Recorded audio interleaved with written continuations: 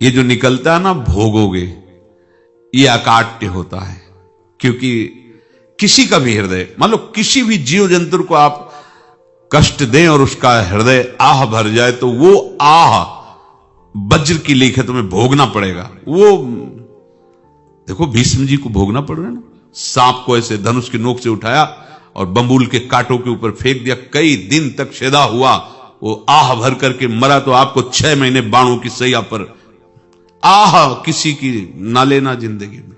कोई ऐसा कोई आह भर करके कह दिया तुम समर्थ हो, हम तो कुछ कर नहीं सकते, और अंदर से दुखी, फिर तुम्हारी सामर्थ्य काम नहीं करेगी, मिट्टी में मिला देगी। फिर होश में, ऐसा नहीं कि आप जो कर रहे हैं कोई देख नहीं रहा, कोई हिसाब किताब नहीं, जो कर रहे हैं अवश्य में भोक्तव्यम, बहुत सावधान।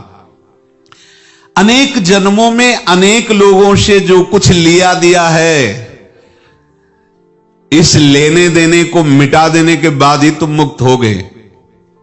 इसीलिए एक उपाय है, लेना न देना मगन रहना। क्या? मालिक को समर्पित हो जाओ, मालिक को अपना माना हुआ समर्पित कर दो, खत्म।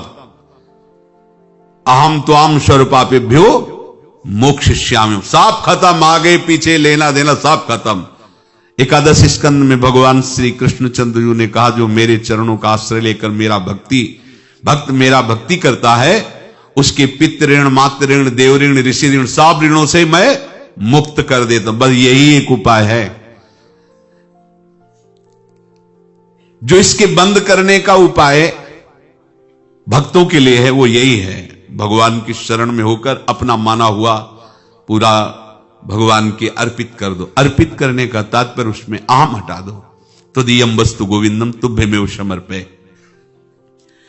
जिनसे तुमने सेवा करवाई है उनकी सेवा करनी पड़ेगी, जिनसे तुमने जो कुछ लिया है उनको देना पड़ेगा। ये लेने देने का व्यापार जब तक समाप्त नहीं होगा तब तक तुम्हारा जन्म मरण चलता रहेगा। अब आपको यहां समझना है, यदि आपसे किसी ने पैसे लिए बेईमानी करके नहीं दे रहा है तो आप उसको गाली मत दीजिए, आपने बेईमानी की थी इसलिए आपकी बेईमानी हुई है, ले गया, कोई बात नहीं है, बंधन से मुक्त हुए, जो बोझा था चला गया। उसको ऐसा ना देखे कि ये बेईमान हमारे रुपए मार लिए, अब जो कुछ होगा देखेंगे। अगर आप आगे नया कुछ करते हैं तो फिर आगे का हिसाब आपको भोगना पड़ेगा, ध्यान रखना। ऐसा नहीं है कि आपको भोगना नहीं पड़ेगा। एक ही उपाय है कि अब जो शरीर धारण किए इसी में जो भोग ले, आगे ना होना चाहिए। तो क्या करे? सर्वतो भावेन भगवान की शरण ले ले। ये तो सर्वाणि कर्माणि मयि सन्न्यस्य मत्पराहा अनन्येनैव योगेन माम ध्यायन्तु उपासते तेषामहं समुद्धर्ता मृत्यु संसार से। ये बड़ा कठिन है पार होना, कोई छोटी मोटी बात है। एक महात्मा बाल्यावस्था से भजन करते थे, शालिग्राम भगवान पास रखते थे और उन्हीं की आराधना करके बस पाठ, नाम, जप और भ्रमण करते थे।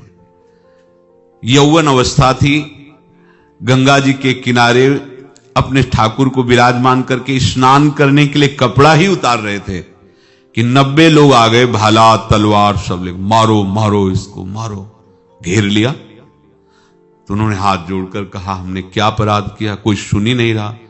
तो उन्होंने कहा, मार तो डालोगे ही आप, 90 लोग, हम कोई अस्त्र शस्त्र तो लिए नहीं, एक बार हमें गंगा में डुबकी लगा देने दो और अपने ठाकुर को स्नान करा देने दो, फिर इसके बाद आप मार देना। भगवत इच्छा से वो लोग रुक गए, स्नान किया और अंदर से प्रार्थना की, प्रभु ये क्या लीला है आपके सिवा मेरा कोई है नहीं और ये मुझे मारना चाहते हैं। तो भगवान ने, जानते हो क्या कहा उनके अंतर में? तुम मेरे में ध्यानस्थ हो करके शरीर को छोड़ो, ये लोग मारेंगे। ये मेरे भजन का फल है कि तुम्हें 90 जन्म नहीं लेना पड़ेगा, एक ही जन्म में 90 मिलके। तुमने 90 हिंसा की थी पूर्व में, तो तुम्हें 90 बार जन्म लेना होता और एक एक करके मारते। ये मेरे भजन का प्रताप है कि एक बार में ही 90 का हिसाब हो जाएगा। तुम आंख मूंदो, मेरे ध्यान में मगन रहो, मेरे प्रताप से तुम्हें कोई चोट नहीं होगी और स्वाभाविक मूर्छावस्था में प्राण तुम्हारे छूट जाए। ऐसा ही हुआ, ऐसा हुआ। तो ये बात समझ लो कि ये जो कर्मानुबंध है, ऋणानुबंध है। आप देखो, अगर शाप महात्माओं ने दिया कि तुम्हारे वंश का इससे विनाश होगा, तो भगवान भी परम धाम जा रहे तो उसी कील से, बाण की नोक में जो मछली लील गई थी छोटा कण, उसी से की नोक बनाई और उसी नोक को प्रहार किया। भगवान के श्री चरण में वही बाण की नोक लगी और भगवान ने स्वीकार किया ना।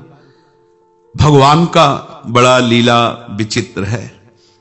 अगर छुप करके उधर रामावतार में बात, तो इधर ऐसे स्वीकार किया है भगवान ने। ऐसा कहीं नहीं दिखाया कि मैं भगवान हूं तो मैं अपने लिए, ऐसा नहीं दिखाया। नारद जी का हित किया पर नारद जी ने शाप दिया तो भगवान ने स्वीकार किया। बंदरों ने ही सहायता की, जैसा बोले थे वैसा। ये लीला इस शरीर में भोगनी पड़ेगी। हां, ज्यादा को कम में भुगता देंगे, पर अब अगला शरीर ना मिले, इसके लिए सर्वतो भावेन भगवान के आश्रित हो जाए। जैसे आपने दुकान फैला रखी है तो उसमें दो काम होते हैं, लेना और देना। किसी को उधार दिया है तो हमें उससे लेना है, और कोई नगद देकर सामान ले रहा है तो उसे सामान देना है, या उधार लिया है तो हमें उधार देना है। अब अगर दुकान बंद करनी है तो तुम्हें देने वालों पर जोर देना है, लेने वालों पर जोर नहीं। लेने वाला तो जाओ हम क्षमा किया, समर्पित किया, हमारा कोई संबंध नहीं, खत्म हो जाए, वो खुशी हो जाएगा। लेकिन देने वाला तुम अगर दुकान भी उठा दोगे तो जहां भी रहोगे तुम्हारे पास वो आएगा, लाइए हमारा। तो देने पर नजर रखिए, जिसका जिसका हिसाब है वो आपके सामने आता जाए, हटाते जाओ। लेने पर नजर मत रखिए और दुकान फौरन उठा दीजिए, नहीं अगर लेते देते रहे तो चलता रहेगा। आगे चलकर कुछ लेना न देना, मगन रहना बस अपने प्रभु के चिंतन में। अब हम कैसे जाने कि किसको क्या देना है, हमें क्या पता? तो हम पूरा हिसाब जिनको पता है उनको दे देते हैं, समझ रहे हो? उनको पता है क्या लेना है क्या देना है, तो इनके पास पहुंच गए, सरकारी हिसाब से सब बराबर कर देंगे। हमको अपनी जिम्मेवारी इनकी चरणों में समर्पित कर देना है, तभी हम जीवन मुक्त होंगे। ये रहस्य की बात है। प्रभु कह रहे हैं, यस्य सर्वे समारंभाः काम संकल्प वर्जिताः ज्ञानाग्नि दग्ध कर्माणं तमाहु पंडितम बुधाः।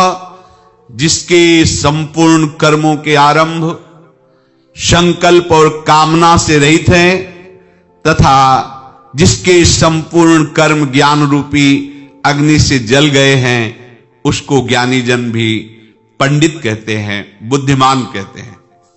पूज्य श्री भाई जी महाराज कह रहे हैं, जैसे वहां ज्ञानाग्नि से दग्ध कह रहे हैं, तो अपने वृंदावन वासियों का प्रेमाग्नि से सब कर्म संस्कार दग्ध होते हैं। जिस समय आपके हृदय में भगवत प्रेम का प्रादुर्भाव होगा तो लेश मात्र कभी तुम्हें दुख नहीं भोगना पड़ेगा। प्रेम का प्रादुर्भाव होते ही दुख का नाश हो जाता है, महासुख। जब प्रेम का प्रादुर्भाव होगा तो समस्त पाप भस्म हो जाते हैं, अशांति नष्ट हो जाती है, संसार ज्वाला स्पर्श भी नहीं कर सकती है। जब भगवत प्रेम का प्रादुर्भाव होता है तो हो सकता है उस उपासक के जीवन में दुखों का पहाड़ टूट पड़े, परिवार खिलाफ, शरीर रोगी, अव्यवस्था, बहुत बहुत कुछ, सब कुछ। कह रहे हैं इतना सब होने पर भी उसके हृदय में कोई भी दुख नहीं होता। ऐसा सामर्थ्यशाली भगवत प्रेम है। भगवान के चरणारविंद का जिसके हृदय में प्रेम है, भारी से भारी दुख भी उनको विचलित नहीं कर सकता।